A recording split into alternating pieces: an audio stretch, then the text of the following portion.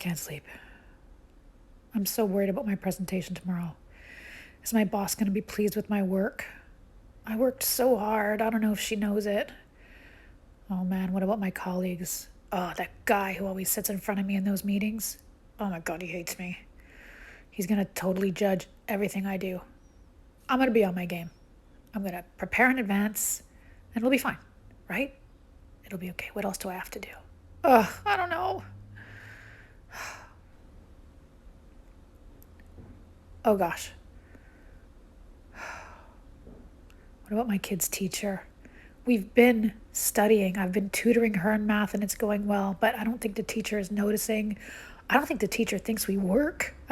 She thinks we do our homework. I'm really helping her. You know what I'm going to do? I'm going to go to the secretary first. And I'm going to ask the secretary to get a meeting with the teacher. The secretary is so helpful. And she's a great liaison. Okay, I'm going to do that. That's my plan. What about my dad? I am going to get him to the optometrist day. I'm going to pick him up.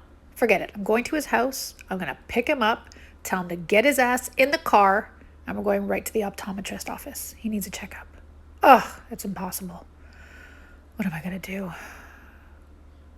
Ugh. Sleep. Oh, can't sleep. Hey everyone, Anna Maria here, licensed psychologist for your Wellness Wednesday. What was that? Familiar at all? Of course, we're all guilty of that. Some people have it worse than others. Over the years, when I've been talking to clients and students, they often bring up the word overthinking. I'm an overthinker, Anna Maria. I overthink things. And I've dissected that because there's no official term, right? We don't call it overthinking, in psychology. But what I've realized is that oftentimes when clients or students say that, they're referring to something called generalized anxiety. Okay, so it's a misnomer because generalized anxiety doesn't mean, oh, I have anxiety in general, right? No, it actually refers to something very specific, and it's excessive worrying. What are the characteristics of generalized anxiety? Three of them. Catastrophic thoughts, okay?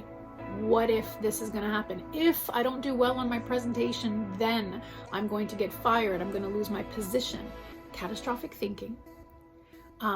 Fear of the unknown, and last, your desire to control the present.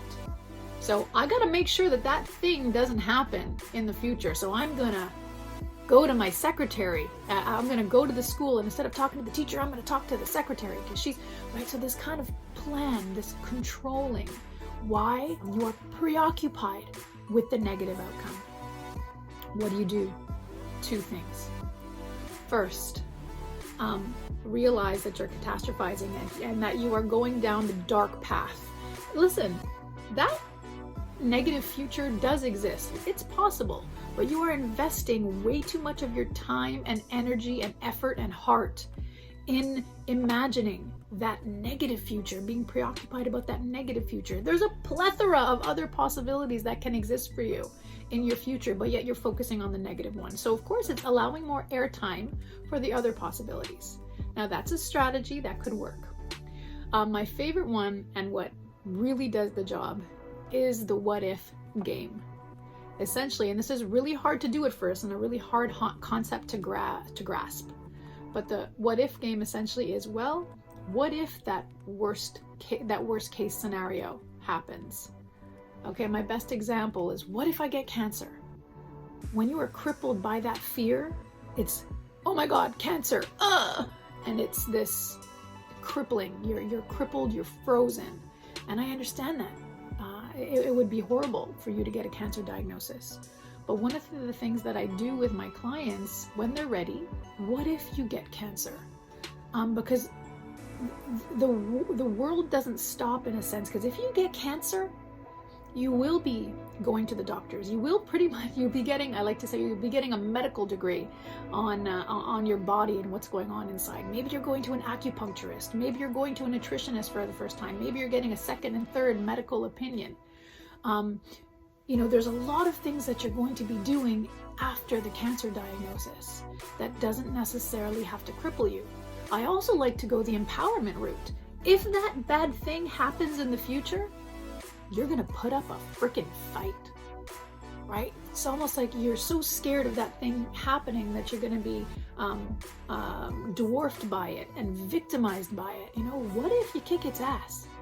There's that possibility as well that we like to do. Another thing, though, of course, is we have to talk about the unfortunate future. If something negative does happen, how can it actually be okay? I know it's not okay to have cancer, but we do. I know it's not okay if you die. I get that. But we actually have to go further and say, well, what if you die? What happens to your family? What happens to your kids? You know, and we have to get to the point where it has to be okay in some capacity that your worst fear happens. What if you get fired, right? What if you don't get the position? We have to go there because it is a type of exposure therapy. You know, your friends and family are there to tell you, no, don't worry, it's not going to happen, and that's their job. But in therapy, you know, if you like this strategy, we're going to be doing some imaginal exposure so that you are no longer crippled by your deepest and darkest fear. So when you are rolling over in bed, think about what you're worried about. And either you can consider the plethora of other possibilities that exist, not just the negative one. You can do that. Or, you know, when you're ready, you want to do some therapeutic work. What if I don't get the position? What if I screw up? What's going to happen to me? And you have to find a way to make it okay.